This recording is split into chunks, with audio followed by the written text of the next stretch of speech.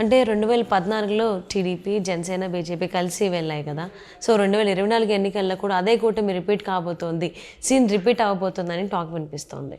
So మాకందరికీ ఏంటంటే TDP, Janasena కలిసి వెళ్తోంది ఒక కూటమిగా అనేది మాకు క్లారిటీ ఉంది. ఆ కూటమిలోకి బీజేపీ కూడా చేరబోతుంది అనేటువంటిది ఇంకొకటి. సో దానివల్లనే ఢిల్లీ నుంచి కూడా ఆ విధంగానే సంకేతాలు వస్తున్నట్టుగా వార్తలు వినిపిస్తున్నాయి. దీని గురించి అసలు ఏం జరుగుతోంది? ఏంటి వాస్తవాలేంటి? ఇప్పుడు చాలా సంక్లిష్టమైన ప్రశ్న ఇది. ఎందుకనంటే తెలుగుదేశం జనసేన కూటమి ఆల్రెడీ నిర్ధారణ అయిపోయింది, అధికారికంగా ప్రకటించడం అయిపోయింది. ఆ సమన్వయ కమిటీ సమావేశాలు జరుగుతూ ఉన్నాయి, వాళ్ళు కలిసి వేదికలు పంచుకుంటూ ఉన్నారు, కలిసి సందేశం ఇస్తూ ఉన్నారు, ప్రజలు కూడా ఒక నిశ్చితాభిప్రాయానికి వచ్చేసి ఉన్నారు. ఈ కూటమిలో భారతీయ జనతా పార్టీ కూడా కలిసి ఉంటుందా ఉండదా అనేది ఇప్పుడు $1 మిలియన్ ప్రశ్న. ఎవరి ప్రయోజనాల కోసం? ఇది కూడా చాలా విస్తృతంగా చర్చించాల్సిన అవసరం.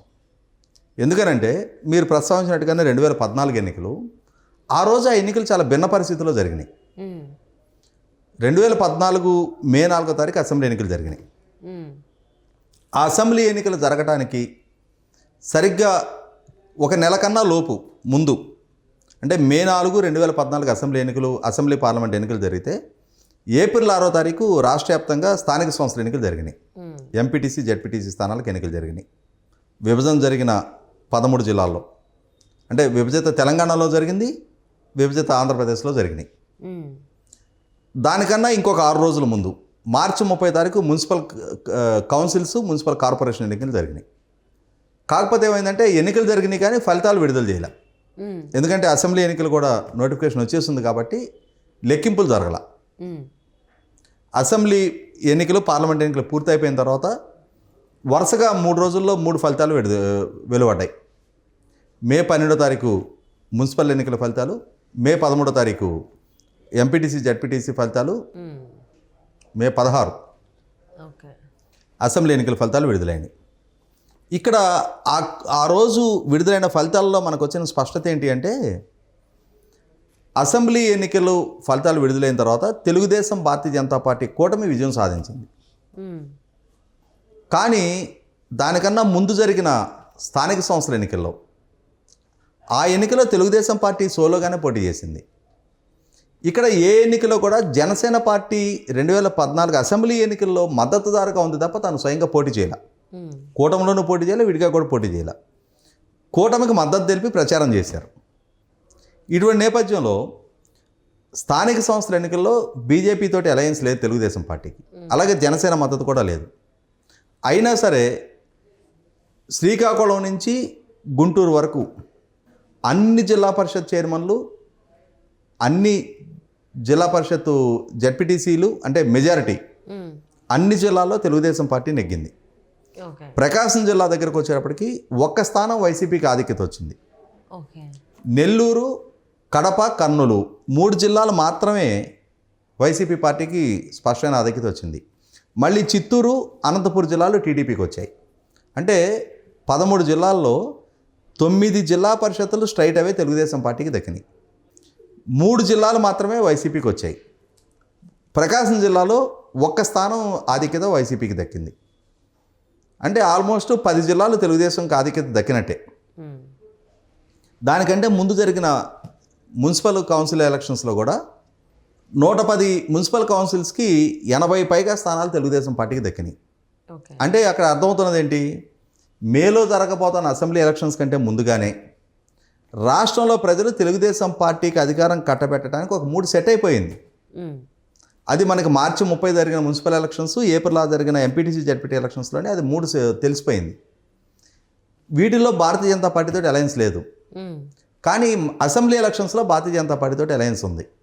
మీరు ఈ మున్సిపల్ ఎలక్షన్స్, ఎంపీటీసీ ఎలక్షన్స్, ఆ 2 ఎన్నికల్లో తెలుగుదేశం పార్టీకి పోలైన ఓట్లు పర్సంటేజ్ పరంగా చూసుకుంటే భారతీయ జనతా పార్టీతో అలయన్స్ కుదిరిన తర్వాత ప్రపోర్షన్ పరంగా చూసుకుంటే టీడీపీకి ఓటు బ్యాంక్ తగ్గింది.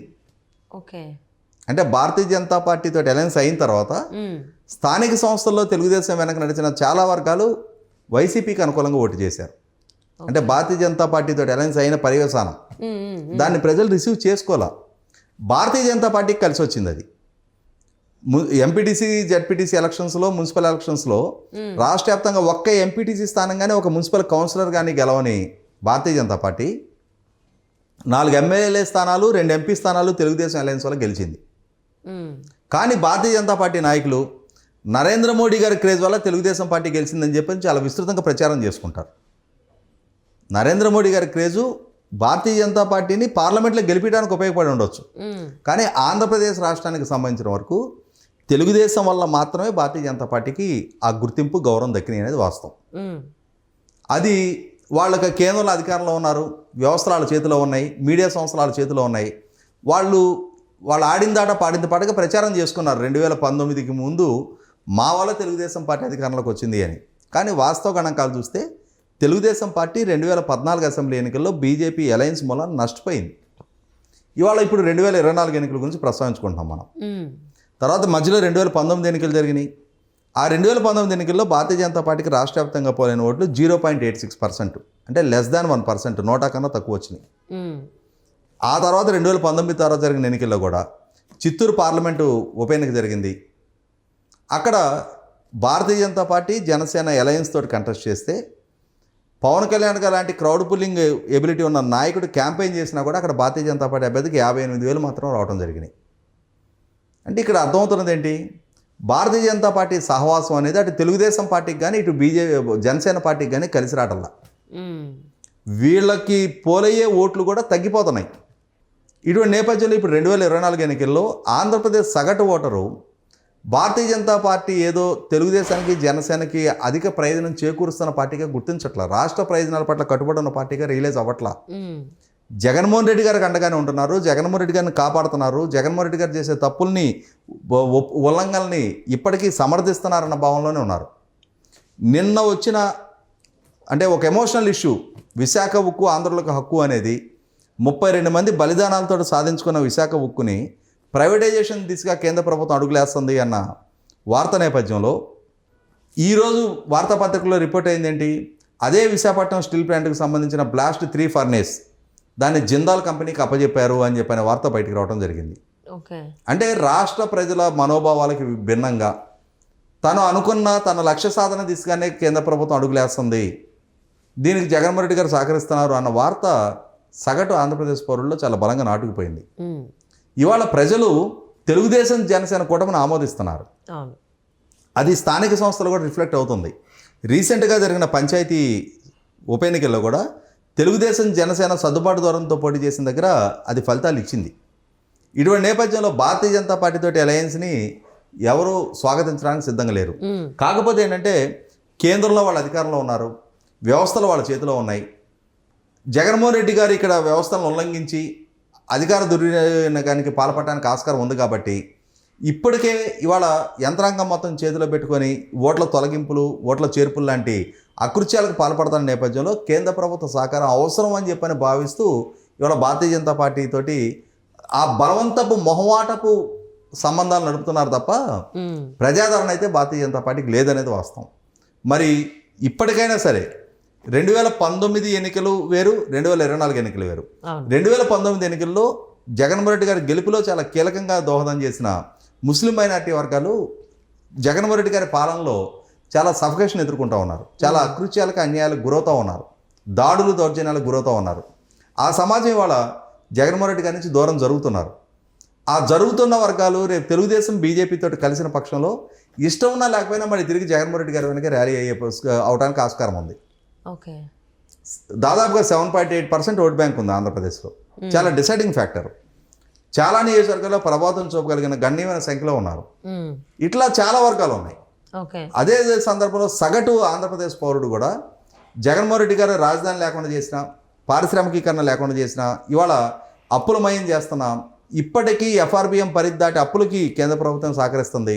ఆయన వ్యక్తిగత కేసుల విచారణ నుంచి కూడా జగన్మోహన్ రెడ్డి గారికి కేంద్ర ప్రభుత్వ వ్యవస్థలు అండదండలు అందిస్తూ ఉన్నాయి, వెసులుబాట్లు కల్పిస్తూ ఉన్నాయి అన్న భావంలో ఉన్న దగ్గర జగన్మోహన్ రెడ్డి గారి వల్ల బాధితులుగా మారుతున్న ఆయన వేధింపులకి, ఆయన ముందస్తు అరెస్టులకి, గృహ నిర్బంధాలకి బాధితులకు మారుతున్న, ప్రశ్నించే తత్వాన్ని అణిచివేస్తున్న, ప్రజల స్వేచ్ఛని హరించే ప్రయత్నం చేస్తున్న, భావ ప్రకటన స్వేచ్ఛను అణిచివేసే ప్రయత్నం చేస్తున్న జగన్మోహన్ రెడ్డి గారిని కట్టడి చేయకపోవటం, వీటన్నిటి నేపథ్యంలో జగన్మోహన్ రెడ్డి గారిని వేరుగా, భారతీయ జనతా పార్టీని వేరుగా ఇవాళ సగటు ఆంధ్రప్రదేశ్ పౌరుడు చూడట్లా.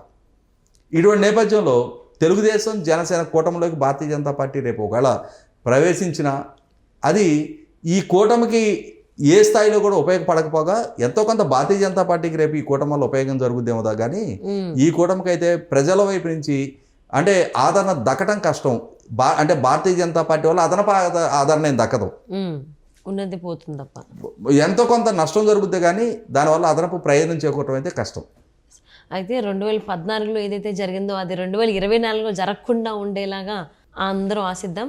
సో కేవలం ఇప్పుడు ఉన్నటువంటిది ఏదైతే జనసేన టీడీపీ పొత్తులో ఉన్నారో, కూటమితో వెళ్తున్నారో, వెళ్ళాలనే ఉద్దేశంతో ఉన్నారో, సో అలా వెళ్తేనే 2024 ఎన్నికల్లో గవర్నమెంట్ ఫామ్ చేయగలుగుతారు. ప్రజలు ఆల్రెడీ ఒక స్పష్టత ఉన్నారు. తెలుగుదేశం జనసేన కూటమిని ఆదరించడానికి ఒక నిశ్చయానికి వచ్చేస్తున్నారు. వాళ్ళిద్దరు కలిపి కొనసాగితే ఒక స్పష్టమైన ఆధిక్యతోటి ప్రభుత్వంలో అధికారంలోకి రాగలుగుతారు.